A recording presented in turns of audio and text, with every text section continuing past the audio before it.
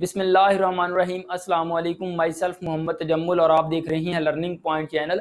आज के wireless and mobile computing के लेक्चर में हम शॉर्ट हिस्ट्री देखेंगे वायरलेस एंड मोबाइल कंप्यूटिंग की। इसमें हम देखेंगे कि हमारे पास वायरलेस के इन्वेंटर कौन से हैं, कब इन्वेंट किया, सबसे पहला सिग्नल किस टाइप का था, किस जगह से किस जगह पे सेंड किया गया, उसका डिस्टेंस कितना, ये सारे छोटे छोटे पॉइंट हम आज के लेक्चर में कवर करेंगे।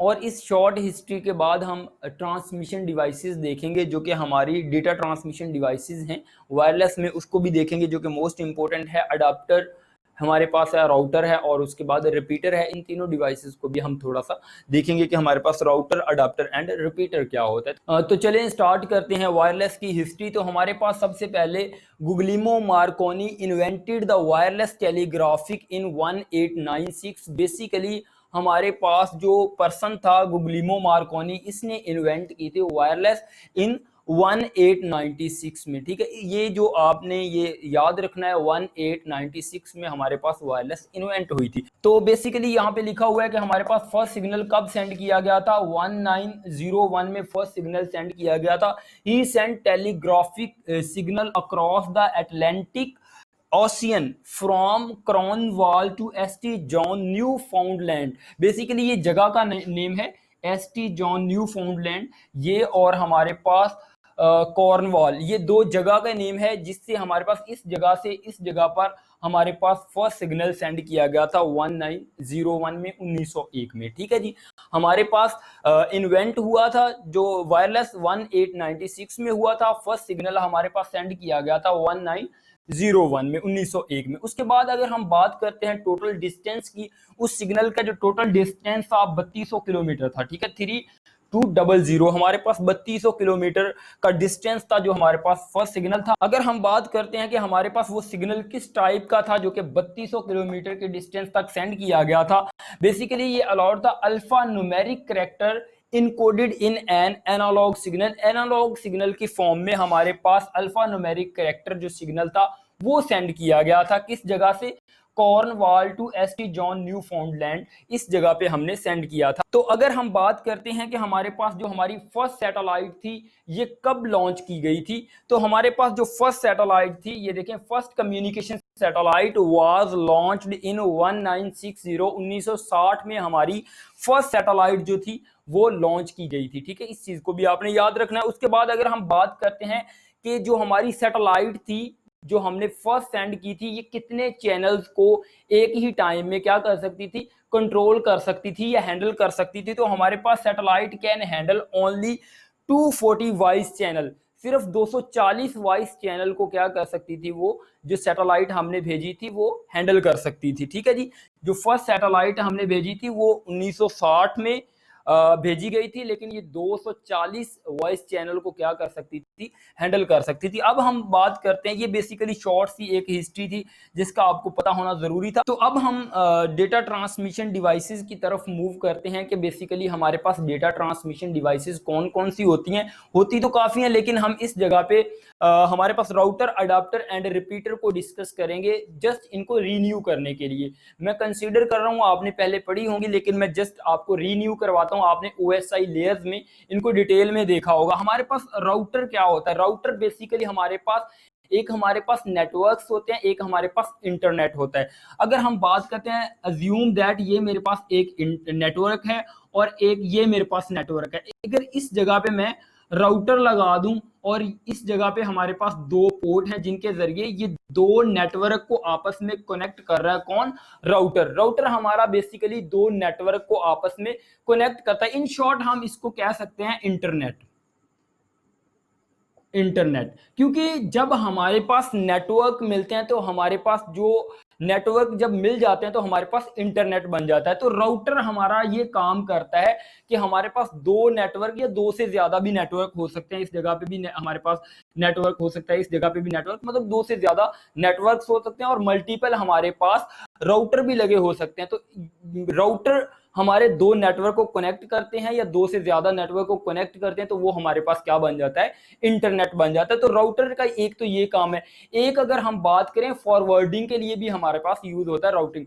फॉरवर्डिंग क्या होता है, अगर हम अपने डेटा को ट्रांसमिट करते हैं तो हमारा राउटर से हमारा डेटा ट्रांसमिट होता है, तो ये राइट पाथ बताता है कि हमारा डेटा, जिस तरह हम जीपीएस सिस्टम यूज करते हैं वो हमें बताता है कि आप किस पाथ से जाएंगे तो जल्दी आप पहुंच जाएंगे, और ट्रैफिक भी हमें बताती है कि किस तरफ आपको इतना टाइम लग सकता है, इतना टाइम लग सकता है। इसी तरह हमारे पास जो राउटर होता है ये भी हमें क्या बताता है, पाथ बताता है, और साथ में चेक करता है अगर ट्रैफिक ज्यादा हो तो फिर दूसरा पाथ फाइंड करता है किस पाथ से हमारा जो डेस्टिनेशन तक हमारा पैकेट या डेटा पहुंच जाएगा या फॉरवर्ड हो जाएगा। तो ये हमारा राउटर का बेसिकली थोड़ा सा कॉन्सेप्ट था।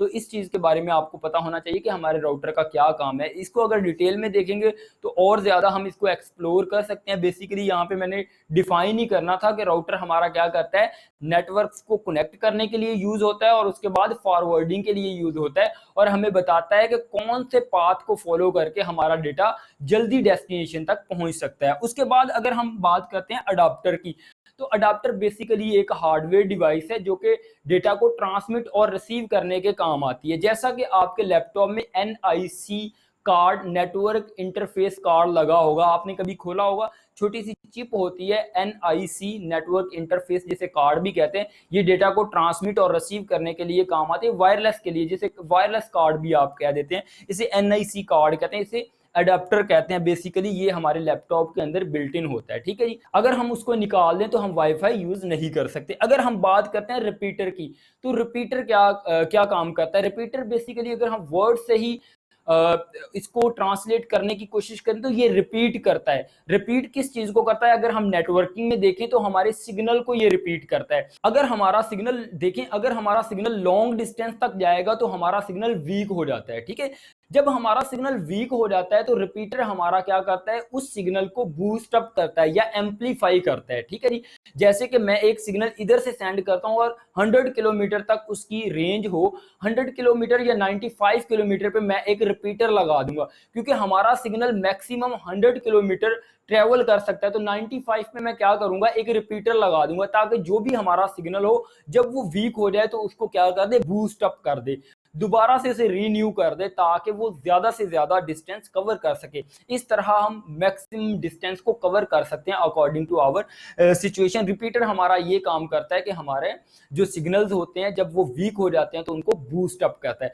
होप सो कि आपको ये राउटर, अडाप्टर एंड रिपीटर की समझ आई होगी। और उसके बाद हिस्ट्री को तो आपने रट्टा ही लगाना है कि हमारे पास इन्वेंटर कौन सा था, गुगलिमो मार्कोनी था। उसके बाद कौन सी जगह से हमने कॉर्नवाल से सेंड किया था सिग्नल, एसटी जॉन न्यू फाउंडलैंड तक हमने सिग्नल को सेंड किया था। उसके जो डिस्टेंस था मैक्सिमम 3200 3200 किलोमीटर था, 3200 किलोमीटर तक था।